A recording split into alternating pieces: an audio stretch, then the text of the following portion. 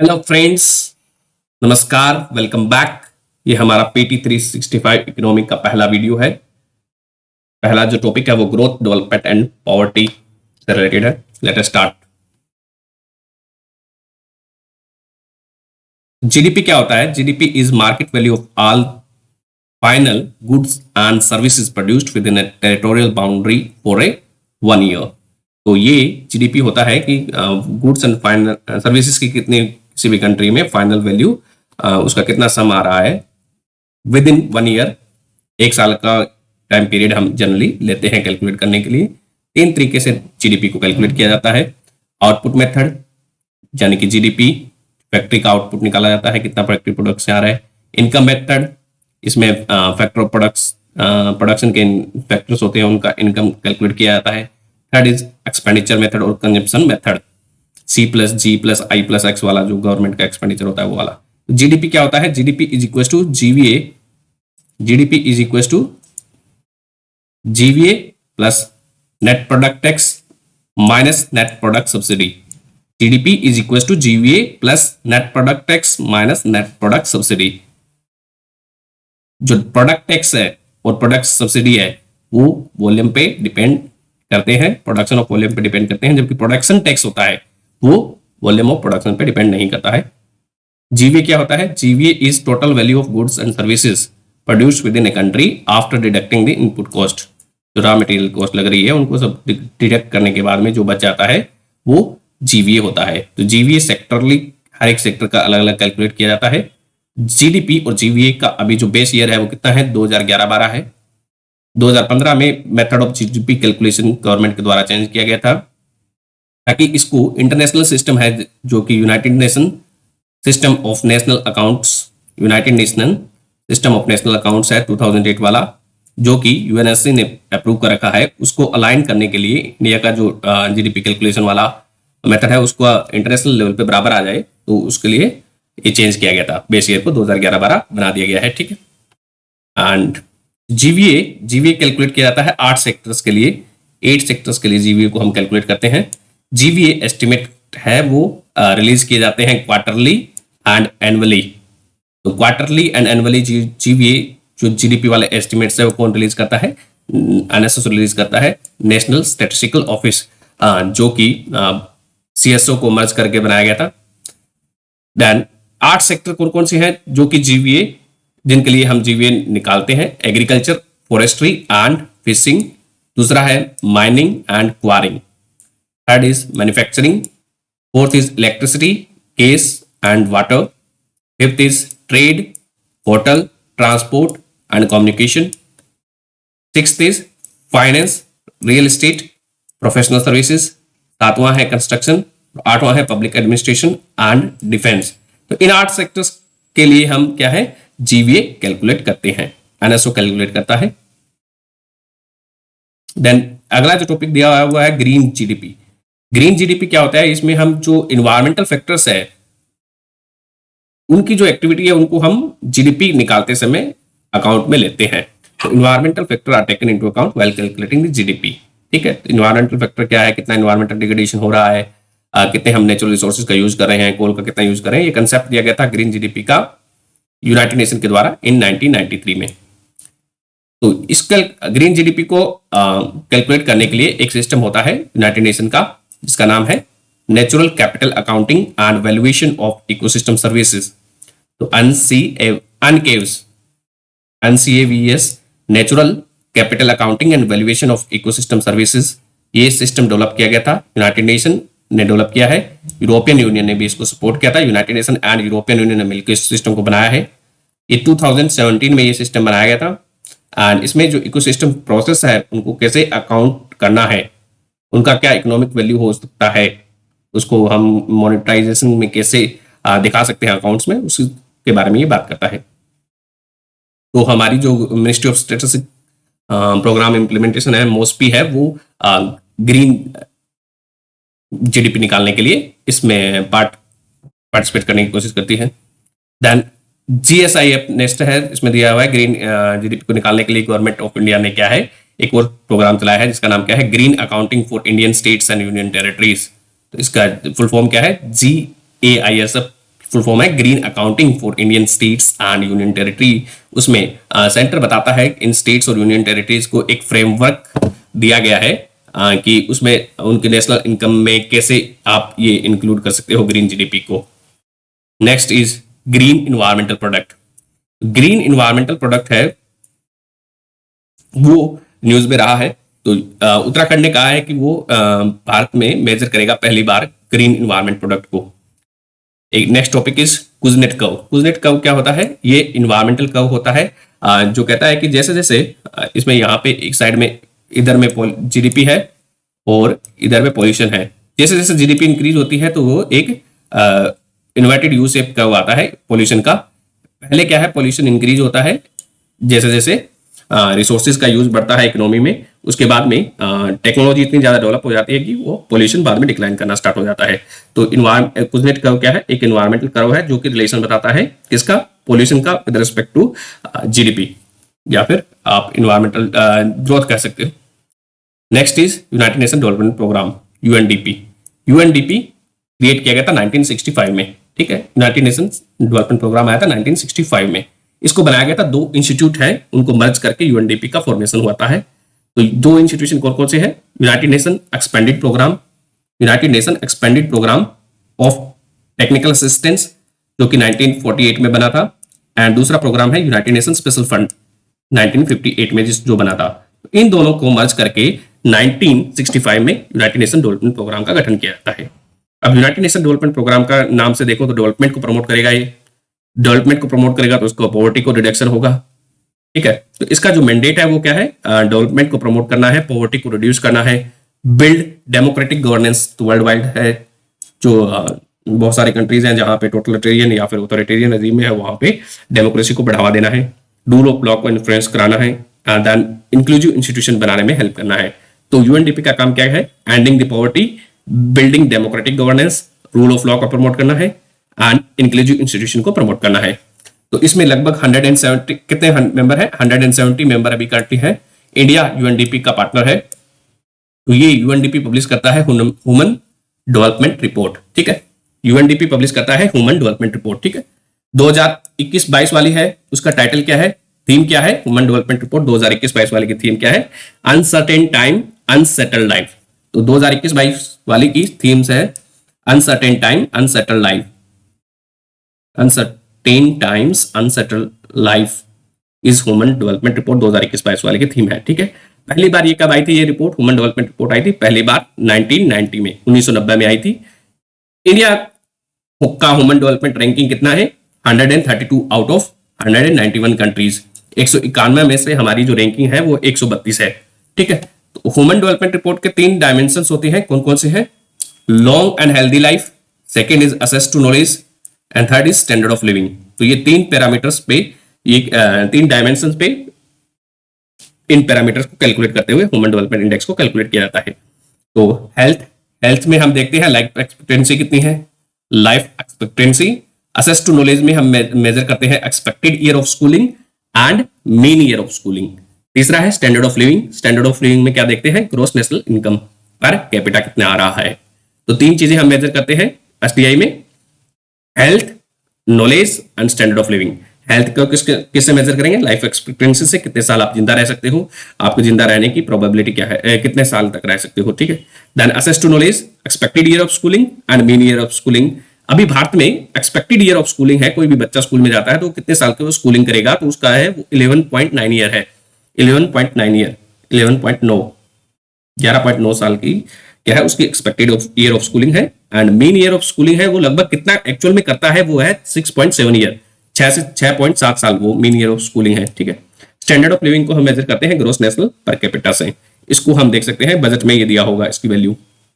Then इस report में inequality adjusted human development index भी रिलीज किया जाता है जिसको बोलते हैं ISDI।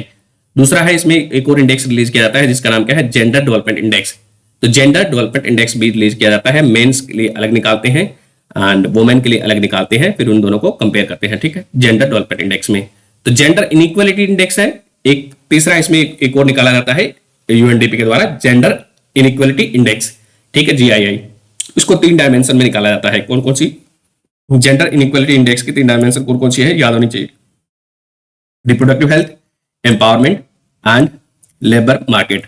तो ये जेंडर इनइक्वालिटी को मेजर करता है तीन डायमेंशन में, reproductive health, empowerment, labour market. ठीक, नेक्स्ट टॉपिक इज पॉवर्टी। तो पॉवर्टी इंडिया में हम मेजर करते हैं कंजप्शन के आधार पर, कितना हमारा कंजप्शन है, कंजप्शन बास्केट के आधार पर मेजर करते हैं। ठीक है, इसके लिए बहुत सारी कमेटी बनाई गई है। पहली कमेटी का नाम है अलाग कमेटी, 1979 में बनाई गई थी। अलाग कमेटी कब बनाई गई थी? 1979 में। लकड़वाला कमेटी कब आती है? 1993। लकड़वाला कमेटी आती है 1993 में। फिर तेंदुलकर कमेटी बनाई गई थी 2009 में। ठीक है, इसने बताया था कि हमारे देश में कितना है, 21.9% लोग हैं, 21.9% लोग हैं वो बीपीएल में आते हैं, बिलो पॉवर्टी लाइन आते हैं। ठीक है, कब? 2011-12 में। तो इसने बताया कि 2011-12 में 21.9% लोग हैं वो बीपीएल है। इसने जो डेटा यूज किया था वो डेटा यूज किया गया था मंथली पर कैपिटा एक्सपेंडिचर का डेटा यूज किया गया था। ये जो मंथली पर कैपिटा एक्सपेंडिचर का डेटा है वो कौन रिलीज करता है? National sample survey organisation release करता है। ठीक है, इसका जो इसके बाद में एक और कमेटी बनाई गई थी, रंगारंजन कमेटी। तो रंगारंजन कमेटी ने क्या है, कितना बताया? 29.5%। तो इंडिया में कितनी पॉवर्टी है रंगारंजन कमेटी के अनुसार? 29.5%। तो ज्यादा कौन सी है? रंगारंजन कमेटी वाली है। उसने यूज किया था CMIE जो कि एक प्राइवेट रिसर्च इंस्टीट्यूट है, उसका डेटा यूज किया था इसने। एंड तो तेंदुलकर कमेटी का हम ऑफिशियली मानते हैं। तो तेंदुलकर कमेटी के अनुसार कितनी है? 21.9%। ठीक है, वर्ल्ड बैंक ने एक रिपोर्ट रिलीज किया अभी recently, poverty and shared prosperity 2022 correcting course. ठीक है, इस रिपोर्ट का नाम क्या है? Poverty and share prosperity correcting course. ये रिपोर्ट रिलीज की गई है वर्ल्ड बैंक के द्वारा। वर्ल्ड बैंक ने अभी इस रिपोर्ट में क्या किया है, एक्सट्रीम पॉवर्टी की जो डेफिनेशन है वर्ल्ड बैंक की, वो पहले डिफाइन की गई थी कि एक्सट्रीम पॉवर्टी है वो कितनी थी? $1.9 थी, $1.9। इन पीपीपी के रेट में कितना? $1.9 है। कोई पर्सन पर डे कमा रहा है तो वो उससे कम कमा रहा है तो उसमें क्या होगा? एक्सट्रीमली पुअर हो जाएगा। तो अभी उसको बढ़ा के 1.9 से कितना कर दिया गया? $2.15 कर दिया गया है। तो extreme poverty according to World Bank कितना हो गया? $2.15 पर पर्सन पर डे। इतना रुपए, 2.15 रुपए नहीं, डॉलर है। $2.15 आप उससे कम कमा रहे हो तो आप वर्ल्ड बैंक के अनुसार एक्सट्रीमली पुअर हो। ठीक है, तो वर्ल्ड जो एक्सट्रीमली पुअर है ये। दूसरा है पॉवर्टी लाइन। तो पॉवर्टी लाइन थोड़ी ऊंची ऊपर होगी, तो ऊंची होगी तो कितनी है? पॉवर्टी लाइन कितनी है? $6.85 पर पर्सन पर डे। तो वर्ल्ड बैंक के अनुसार पॉवर्टी लाइन कितनी है? $6.85 पर person per day, 6.85। And extreme poverty है 2.15। ठीक, कमिटमेंट टू रिड्यूसिंग इनइक्वालिटी। इसके बाद में एक है कमिटमेंट टू रिड्यूसिंग इनइक्वालिटी। ये इंडेक्स रिलीज किया गया है, क्राई इंडेक्स या फिर CRI इंडेक्स, और commitment to reducing inequality index है। ये किसके द्वारा रिलीज किया गया है? ये ऑक्सफॉर्म के द्वारा रिलीज किया गया है। तो रिड्यूसिंग इनइक्वालिटी है, इनइक्वालिटी की स्टडी करता है ये ऑक्सफॉर्म करता है। ठीक है, तो ये इसके 99% वो इनइक्वालिटी वाली रिपोर्ट आती है, 1% को 99 वाली ऑक्सफॉर्म।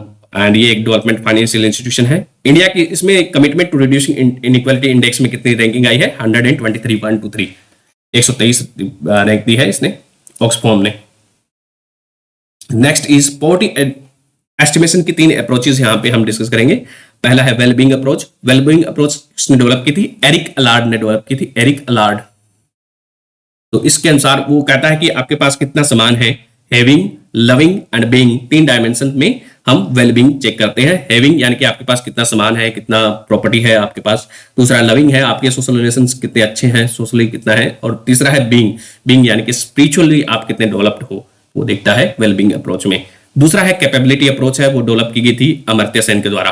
कैपेबिलिटी अप्रोच अमर्त्य सेन के द्वारा। तो इसमें स्किल्स को देखते हैं। तो OECD 5 लेवल पे कैपेबिलिटी के बारे में बात करता है। 5 लेवल पे कैपेबिलिटी के बारे में कौन बात करता है? OECD कौन कौन सी है? Human, economic capability, political capability, social cultural and security. तो ये 5 होगी OECD की। ठीक है, third is multi dimensional poverty index. तो multi dimensional poverty index UNDP और ऑक्सफोर्ड पॉवर्टी हेल्थ इंस्टीट्यूट ने मिलकर 2010 में बनाया था। मल्टी डायमेंशनल पॉवर्टी इंडेक्स बनाया गया था UNDP and Oxford poverty health institute ने मिलकर 2010 में। इसके अंदर 3 डायमेंशन है इसकी, education, health and standard of living. ठीक है, तो इसकी कितनी डायमेंशन है? 3 डायमेंशन है, education, health and standard of living. Education में हम क्या मेजर करते हैं ईयर ऑफ स्कूलिंग मेजर करते हैं एंड स्कूल में अटेंडेंस कितनी है, बच्चे कितने अटेंडेंस लगा रहे हैं। तो year of schooling and school attendance ये दो पैरामीटर्स हैं वो हम कंसिडर कर रहे हैं एजुकेशन के अंदर। हेल्थ में क्या इंक्लूड कर देख रहे हैं हम, हेल्थ में चाइल्ड मोर्टेलिटी है, न्यूट्रिशन है। चाइल्ड मोर्टेलिटी कितने बच्चे मर रहे हैं और न्यूट्रिशन है, ये दो हम कंसिडर कर रहे हैं हेल्थ में। तीसरा है standard of living. Standard of living में हम क्या क्या देखते हैं कि आपका लेवल का स्टैंडर्ड क्या है, उसमें हम इलेक्ट्रिसिटी देखते हैं, ड्रिंकिंग वाटर, सैनिटेशन, फ्लोरिंग यानी कि घर कैसा है, कुकिंग फ्यूल, एसेट्स किस प्रकार के आपके पास एसेट्स है। तो स्टैंडर्ड ऑफ लिविंग में क्या देख रहे हैं, electricity, drinking water, sanitation, flooring, cooking fuel and assets. तो ये था ग्लोबल लेवल पे जो यूएनडीपी प्रोड्यूस करता है उसका डायमेंशन थी ये। तो अभी क्या किया है नीति आयोग ने, हमारा देसी अपना मल्टी डायमेंशनल पॉवर्टी इंडेक्स बनाया है हमारा इंडिया का। तो उसने क्या किया है कि दो पैरामीटर ऐड कर दिए हैं, कौन कौन से, antenatal care and bank account. तो दो पैरामीटर्स नीति आयोग ने अपने वाले में ऐड किए हैं इंडिया वाले में, जिसका नाम क्या है, कौन कौन से ऐड किए गए हैं, antenatal care and bank account. तो एंटीनेटल केयर को उन्होंने ऐड किया है, हेल्थ वाले सबसेक्शन में उन्होंने एंटीनेटल केयर को ऐड कर दिया है नीति आयोग ने। एंड स्टैंडर्ड ऑफ लिविंग में उसने ऐड कर दिया है बैंक अकाउंट को। तो टोटल कितने हो जाएंगे, पहले 10 थे, 10 पैरामीटर थे, अभी कितने हो जाएंगे, इंडिया वाले में 12 है, यूएनडीपी वाले में कितने हैं, 10 है, ठीक है, इंडिया वाले में 12, दो ये अलग से ऐड किए गए हैं इंडिया वाले में। तो नेशनल एमपीआई में हमारे जो अभी एक रिपोर्ट आई थी नीति आयोग के द्वारा, इसके द्वारा कैलकुलेट किए गए थे, उसके अनुसार 25% पॉपुलेशन है इंडिया की, वो क्या है, मल्टी डायमेंशनली पुअर है। कितनी, 25%, 25% लोग। Next topic is global Findex database 2021। ये रिपोर्ट रिलीज की गई है वर्ल्ड बैंक के द्वारा। ग्लोबल फिंडेक्स डेटाबेस 2021 ये रिपोर्ट रिलीज की गई है वर्ल्ड बैंक के द्वारा, ठीक है। तो वर्ल्ड बैंक ने एक फाइनेंशियल इंटरमीडिएटरी फंड भी बनाया है, फाइनेंशियल इंटरमीडिएटरी फंड को होस्ट करेगा world bank, financial intermediary fund को होस्ट करेगा वर्ल्ड बैंक। इसमें क्या होता है कि इसमें अभी जो हमारी कोरोना एपिडेमिक्स आई है उससे हम क्या है सीखना चाहते हैं और भविष्य में कोई और, फ्यूचर में कोई और पेंडेमिक न आए उसके लिए काम करना है। जैसे कि सर्विलेंस करना है, जूनोटिक डिजीज वगैरह को हम सर्विलेंस करेंगे, उसके लिए हम क्या करेंगे, बेटर पेंडेमिक प्रिवेंशन करने के लिए प्रिवेंशन पे फोकस करेंगे, प्रिपेयर्डनेस करेंगे हमारी, देन रिस्पॉन्स देंगे, जो भी डिजास्टर मैनेजमेंट वाले स्टेप्स होते हैं, मिटिगेशन है, वो सारा इसमें अडेप्टेशन मिटिगेशन के बारे में बात की गई है। पेंडेमिक प्रिवेंशन, प्रिपेयर्डनेस, रिस्पॉन्स पे बारे में बात करेंगे। इंडिया भी इसका पार्टिसिपेट कर रहा है फाइनेंशियल इंटरमीडिएटरी फंड में। कौन होस्ट करेगा, वर्ल्ड बैंक। इसमें इस फंड को क्या है, टेक्निकल सपोर्ट दे रहा है डब्ल्यूएचओ, इसमें दो कंपनीज भी इन्वॉल्व है। नेक्स्ट टर्म है वो है फिनकुलेशन। तो फिनकुलेशन का मतलब क्या होता है, इसका फुल फॉर्म है फिनकुलेशन मतलब फाइनेंशियल इंक्लूजन थ्रू टेक्नोलॉजी। तो इसमें क्या है, टेक्नोलॉजी के द्वारा फाइनेंशियल इंक्लूजन को प्रमोट करना है। तो इसमें ये लॉन्च किया गया है इंडिया पोस्ट पेमेंट बैंक के द्वारा। तो इंडिया पोस्ट पेमेंट बैंक ने इसको लॉन्च किया है। प्राइवेट सेक्टर जो फाइनेंशियल स्टार्टअप्स हैं जैसे कि पेटीएम वगैरह है उनके साथ मिलके ये लॉन्च किया गया है फिनकुलेशन। तो फाइनेंशियल इंक्लूजन को डिजिटली वो प्रमोट करना चाहते हैं। तो इंडिया पोस्ट पेमेंट बैंक का गठन किया गया था 2018 में, 2018 में इंडिया पोस्ट पेमेंट बैंक का गठन किया गया था, ठीक है। तो ये एक 100% गवर्नमेंट ऑफ इंडिया की सब्सिडरी है इंडिया पोस्ट पेमेंट बैंक। ये ministry of communication department of post के अंदर काम करता है। India post payment bank ministry of communication department of post में आता है, 100% गवर्नमेंट एंड है, ठीक है। 2018 में इसको गठन किया गया था। Next is financial inclusion index. तो फाइनेंशियल इंक्लूजन इंडेक्स कौन रिलीज करता है, आरबीआई रिलीज करता है, इंडिया वाला है वो। फाइनेंस एफआई इंडेक्स है वो आरबीआई रिलीज करता है। इसका कोई बेस ईयर नहीं है, फाइनेंशियल इंक्लूजन इंडेक्स का कोई बेस ईयर नहीं है, ठीक है, नो बेस ईयर। एंड इसमें 3 पैरामीटर्स यूज किए जाते हैं। Access to the financial in services है, उनको कितनी असेस है, कितना इजीली आप असेस कर पाते हो। दूसरा है uses and third is quality. तो यूजेस कितना फ्रिक्वेंटली यूज कर पा रहे हो एंड थर्ड इज क्वालिटी, जो सर्विस की कितनी क्वालिटी है। तो इसमें 3 पैरामीटर्स याद रखने हैं फाइनेंशियल इंक्लूजन इंडेक्स के, कौन से हैं, assess, usages and quality. Parameters कितने हो जाएंगे, 97। तो इसमें जो इंडिकेटर्स है 3 पैरामीटर्स है, access, usages and quality are the parameters and 97 इसमें इंडिकेटर्स है। तो ये इसको आप QUA की तरह याद रख सकते हो। Then next is glass cliff. Glass cliff क्या होता है कि इसमें क्या होता है, जैसे कि ग्लास सीलिंग होता है, यानी कि जहां पे वुमेन्स को हायर लेवल के पोस्ट नहीं दी जाती है कॉर्पोरेट्स में, उसी तरह से क्या है, कोई भी डेंजर या फिर कोई भी ऐसी सिचुएशन जहां पे फेलियर होना ही है, किसी इवेंट का आउटकम है वो क्या है, फेलियर ही होगा, तो उसमें ब्लेम करने के लिए, स्केपगोट बनाने के लिए वुमेन्स को जनरली ये रोल्स दिए जाते हैं, उसको इंचार्ज बना दिया जाएगा, उसको हेड बना दिया जाएगा, एंड जब कोई भी प्रोग्राम है या फिर एक्शन है वो फेल हो जाएगा, तब उसका जो रिस्पॉन्सिबिलिटी है या फिर दोषमंडा है वो वुमेन्स को दोषी ठहराया जाएगा। इसके से क्या है, स्टीरियोटाइपिंग को बढ़ावा मिलता है। तो ग्लास क्लिफिंग यही है। देन टेक्निकल रिसेशन क्या होता है? Technical recession is 2 consecutive quarter तक जीडीपी डिक्लाइन हो रही हो तब हम उसको बोलते हैं टेक्निकल रिसेशन। ठीक है, जीडीपी या फिर आउटपुट डिक्लाइन हो रहा हो 2 कंसेक्यूटिव क्वार्टर्स के लिए। Next term is Doom loop. तो ये डूम लूप है, ये टर्म यूज में रही थी। तो ये कहता है कि इस साइकिल ऑफ वल्नरेबिलिटी होता है, यदि एक चीज कुछ फेल हो गई है तो दूसरी चीज, जैसे कि कोई भी बैंक लोन देता है तो वो एनपीए में कन्वर्ट हो जाता है। ठीक है, तो अब बहुत सारा लोन दे दे, मान लिया अडानी को बहुत सारा लोन दिया हुआ है, तो उसका सारा एनपीए में कन्वर्ट हो जाए तो बैंकिंग सिस्टम भी क्या है, फेल हो जाएगा। तो वो बैंकिंग सिस्टम फेल हो जाएगा तो फिर क्या है, हमारी इंडिया के जो मैक्रो इकोनॉमिक इंडिकेटर्स हैं वो भी खराब हो जाएंगे, तो जिसमें हमारे को और रिसेशन आएगा। तो ये एक तरह का साइकिल ऑफ वल्नरेबिलिटी है। तो फिर वापस वो कंपनी पे नहीं कर पाएगी, उसको हम बोलते हैं कि ये डूम लूप बोलते हैं। अभी कुछ एक रिसर्चर ने ये घोषणा की थी कि यूरोप इसमें डूम लूप में जा सकता है। ठीक है, क्रिएटिव इकोनॉमी क्या होती है? कोई भी क्रिएटिव इकोनॉमी क्रिएटिव एक्टिविटी को बढ़ावा देगी, वो क्रिएटिव इकोनॉमी होती है। जैसे कि डांस से रिलेटेड कर सकते हो, आर्ट से रिलेटेड कर सकते हो, इनोवेशन से रिलेटेड है। तो यूनाइटेड नेशन ने क्या किया है कि 2021 को 2021 को international year of creative economy declare किया है। यूनाइटेड नेशन ने 2021 को international year of creative economy declare किया है। Twin city development, next is twin city development. तो प्रधानमंत्री मोदी ने कहा है कि मोदी जी ने कहा है कि हम बहुत सारे ट्विन सिटी बनाएंगे, सैटेलाइट टाउन्स है उनको हम बनाएंगे। तो सैटेलाइट टाउन होता है जो बड़ा शहर होता है उसके आसपास वाले टाउन्स होते हैं उनको सैटेलाइट टाउन बोला जाता है। एंड अर्बन 20 क्या है? अर्बन 20 इज G20 की मीटिंग्स हो रही हैं बहुत सारी, उनमें से एक क्या है, अर्बन 20 है। तो इंडिया होस्ट कर रहा है G20 को इस बार। तो उनमें से जो G20 के जो मेंबर्स हैं वो अर्बन इश्यूज पे चर्चा करेंगे अर्बन 20 में। ठीक है, next is twin transition. What is twin transition? Twin transition किससे रिलेटेड है? ये फोर्थ इंडस्ट्रियल रिवॉल्यूशन से रिलेटेड है। फोर्थ इंडस्ट्रियल रिवॉल्यूशन में क्या हो रहा है, हम एआई है, रोबोटिक्स है, उनका यूज क्या है, डिस्ट्रप्टिव टेक्नोलॉजी का यूज हम प्रमोट कर रहे हैं, जिसके कारण क्या है, जॉब लॉस हो सकता है। तो इससे जो इश्यूज अराइज होंगे, ये फोर्थ इंडस्ट्रियल रिवॉल्यूशन को ज्यादा सस्टेनेबल होगा और कितना टेक्नोलॉजी का उसका यूज करना है, कितना जॉब लॉस न हो, तो उससे रिलेटेड है ये ट्विन ट्रांजिशन। तो इसमें 2 चीजों का ध्यान रखता है, डिजिटल या फिर टेक्नोलॉजी, एंड दूसरा है सस्टेनेबिलिटी, कितना हमें डिजिटल करना है, कितना डिजिटाइजेशन करना है, दूसरा कितना सस्टेनेबल है ये। ठीक है, तो twin transition is related with fourth industrial revolution, technology and sustainability. Next is cost of living index.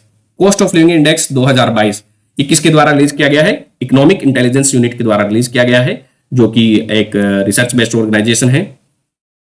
इस कॉस्ट ऑफ लिविंग इंडेक्स के अनुसार न्यूयॉर्क है, New York that is New York is costest, सबसे ज्यादा महंगा सिटी है न्यूयॉर्क। एंड इसके बाद में पंचप्रण पीएम मोदी जी ने लॉन्च किए थे। इंडिपेंडेंस डे पे बोला गया था कि पंचप्रण लेने चाहिए हर एक सिटीजन्स को, ताकि इंडिया को अमृत काल में हम क्या है, एक डेवलप्ड कंट्री बना सकें। तो पंचप्रण को हम याद कर सकते हैं क्यूपिड से। क्यूपिड सभी को क्या है, क्यूपिड पे एक अकाउंट खोलना पड़ेगा। ठीक है, उसके लिए पंचप्रण को लेने के लिए तो सी हम याद कर सकते हैं, कॉलोनियल माइंडसेट से रिलेटेड है। हमें क्या है, अपना कॉलोनियल माइंडसेट को छोड़ के नया माइंडसेट लाना चाहिए, यूनिटी ऑफ इंडिया को प्रमोट करना चाहिए। P is we need to take pride in Indian legacy culture. Then I is India का डेवलपमेंट, इंडिया को क्या है, डेवलप्ड इंडिया बनाना है। And we need to fulfil our duty. तो ये 5 बातें हैं इसमें। पंचप्रण में कौन सी है? क्यूपिड में colonial mindset, unity, pride in legacy and India को डेवलप बनाना है, and we need to fulfil our duty. ठीक है, तो यूनाइटेड नेशन है वो कंट्रीज का 3 बेसिकली ब्रॉडली वो 3 भागों में डिवाइड करता है कंट्रीज को, developed economy, economy in transition and developing economy. Developed economy in transition and developing economy. India है वो लोअर मिडिल इनकम कंट्रीज में आता है, एंड ये सब करता है ग्रॉस नेशनल इनकम के आधार पर इनको डिवाइड किया जाता है। धन्यवाद।